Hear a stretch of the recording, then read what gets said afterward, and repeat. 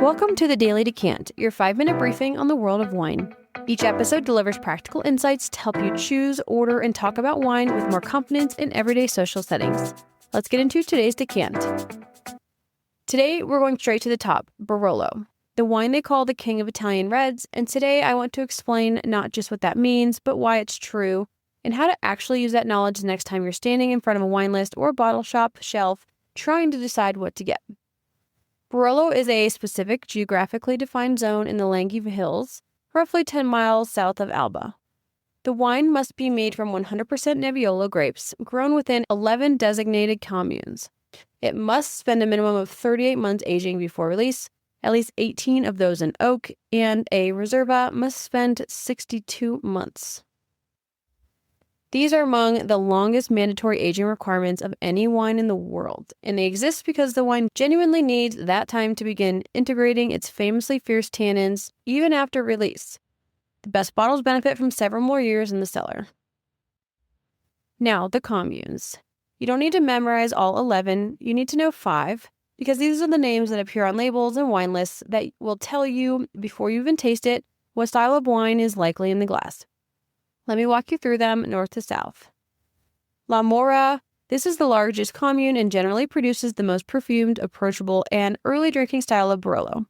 The soils here are predominantly Tortorian, a compact calcareous marl, which gives the wine aromatic lift and a silky texture. Think roses, red cherry, a graceful, almost delicate structure.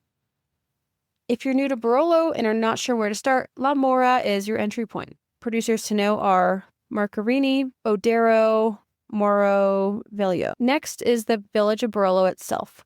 Soils here are also Tortonian, but with more clay content, giving the wines more body and a bit more structure than La Mora, while retaining elegance. The most celebrated vineyard in all of Barolo is Canubi, and it sits within this commune. We encountered Canubi during the Grand Tour coverage with Da Milano, and it absolutely deserves its legendary status. Wines from the village of Barolo tend to sit right at the center of the spectrum, not the most powerful, not the most delicate, but a deeply satisfying balance of both.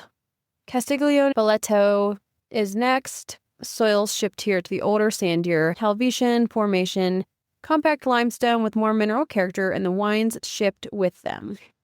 More structure, more tannic grip, more of the iron and earth that makes Barolo so compelling. These wines need more time than La Mora, but reward patience consistently. The Rocchi di Castiglione vineyard here is one of the great crus of the region. Producers including Viette and Brovia. Serralunga di Alba is coming up next, so if La Mora is grace, Serralunga is power. The compact Helvetian limestone soils here produce the most structured, tannic, and age-worthy Barolos in the entire zone. These wines are not approachable young.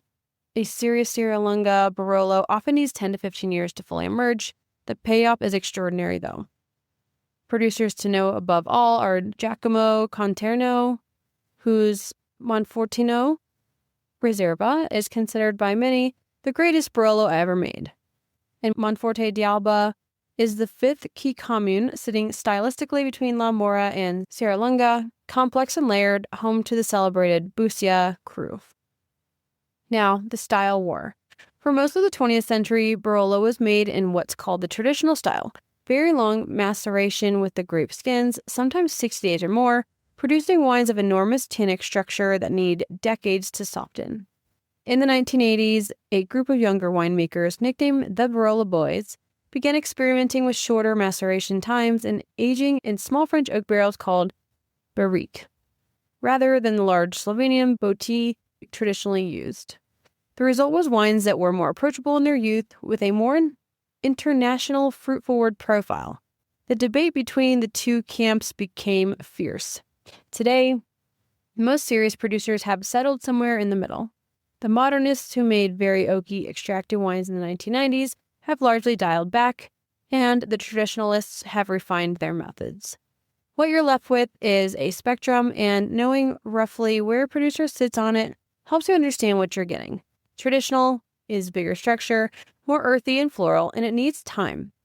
Modern is more immediate fruit, sometimes more oak influence, And neither is better. They're two different conversations with the same extraordinary grape. Tomorrow we'll go deeper. The great single vineyards and the producers we need to know by name. That's today's Daily Decant. If you found this helpful, be sure to subscribe and share with your friends so you can continue building your wine knowledge in just a few minutes a day. See you tomorrow for your next decant.